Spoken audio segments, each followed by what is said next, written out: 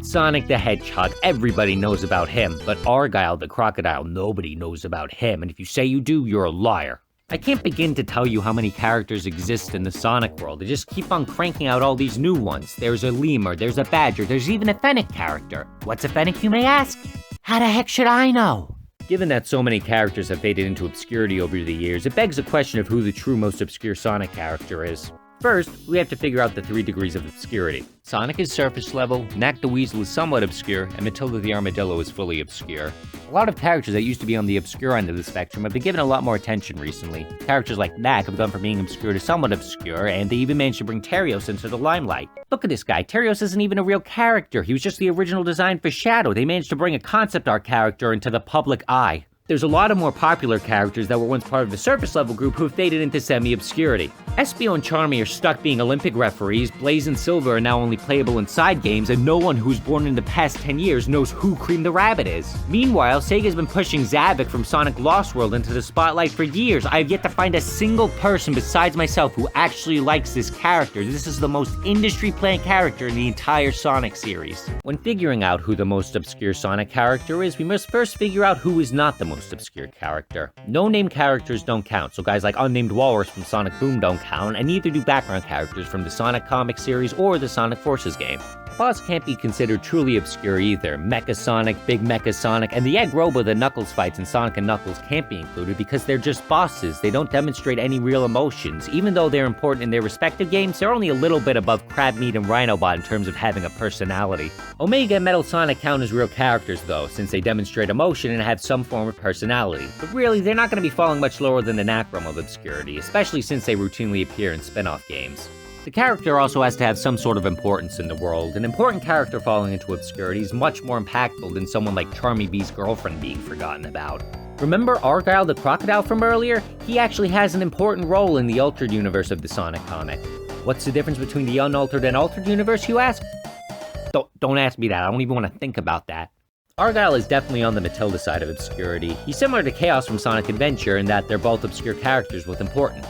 He played a major role in his debut game, but he was never seen again, except for Sonic Generations where he appeared as a boss and Sonic Forces where he appeared and did absolutely nothing.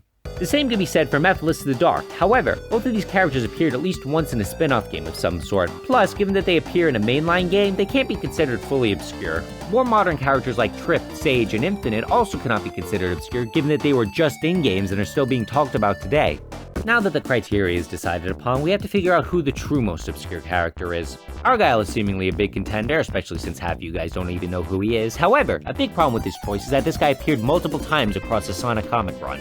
The most obscure Sonic character can't have had as many appearances as Argyle the Crocodile. Going forward, we have to look at characters that have had the lowest amount of overall appearances. You must also take into account who has and has not fallen out of the Sonic zeitgeist.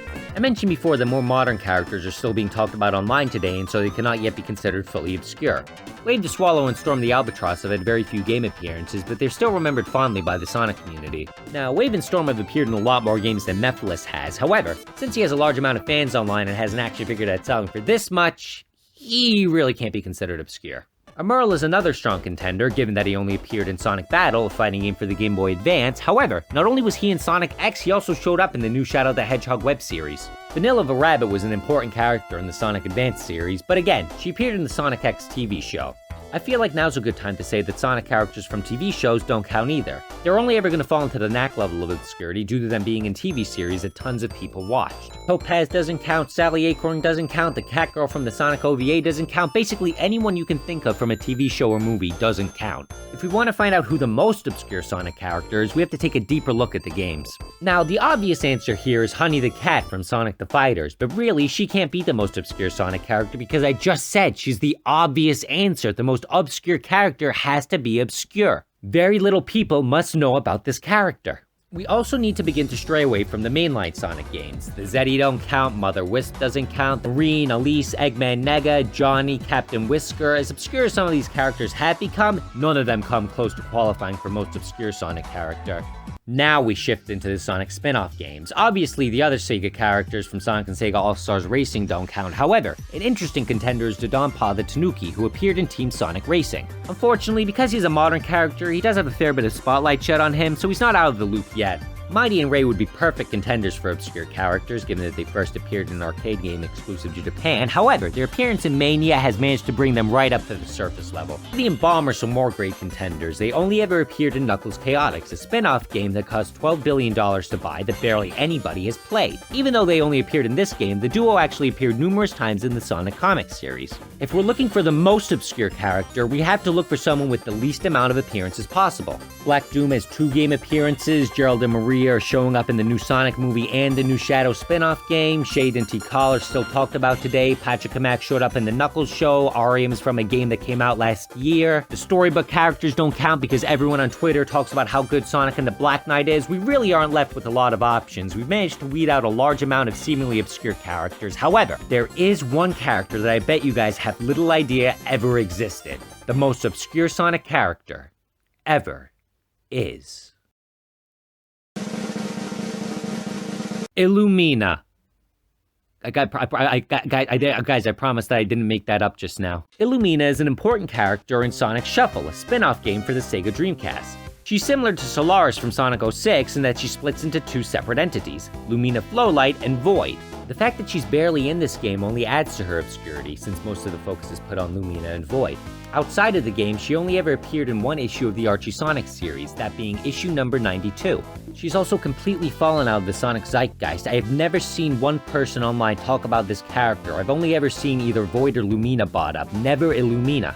There's no merchandise of her, there's no other comic appearances, there's no references to her in other Sonic games, there's no TV show appearances, there's not even a port of Sonic Shuffle to other consoles. This thing was exclusive to the Dreamcast. Something that's interesting, however, is that in Dusty Desert from Sonic 06, there's a statue that seems to resemble both Solaris and Illumina, which suggests that there may be a connection between the two.